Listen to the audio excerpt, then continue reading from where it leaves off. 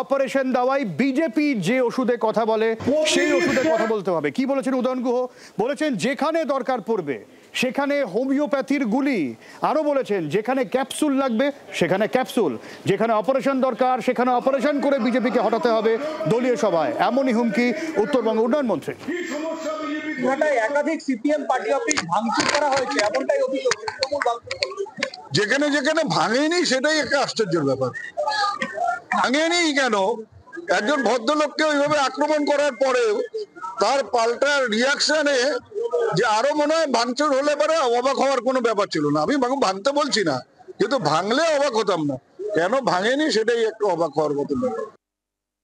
প্রতিটি স্টেপকে এখন নেপে নিয়ে যাতে প্রতিটি স্টেপে বিজেপি কি ধরনের গোলমাল করতে পারে, কি ধরনের সমস্যার সৃষ্টি করতে পারে আমাদের জেলায় আলিপুরদুয়ার, জলপাইগুড়ি অর্থাৎ উত্তরবঙ্গের এই মেইন জায়গাগুলোতে কি সমস্যা বিজেপি তৈরি করতে পারে সেই ব্যাপারে আমাদের মাঝে মধ্যেই বসে আলোচনা করতে হবে।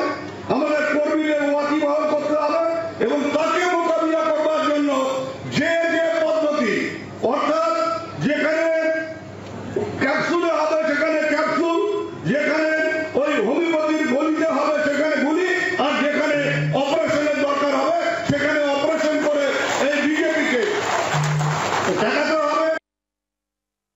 এই উদয়ন গুহ একসময় সিপিএম অফিসে গিয়ে বসে থাকতেন মন্ত্রিত্ব পাওয়ার জন্য, এবং এটা পুরোটাই গট-আপ গেম চলছে।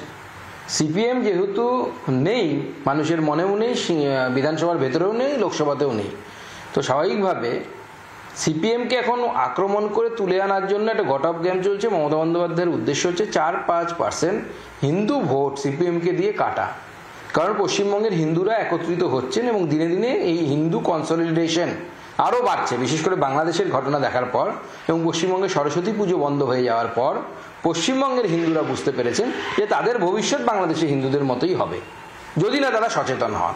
তো স্বাভাবিকভাবে তারা একত্রিত হচ্ছেন। এই বাংলার আওয়াজ, বাঙালির আবেগ, জি 24 ঘন্টা।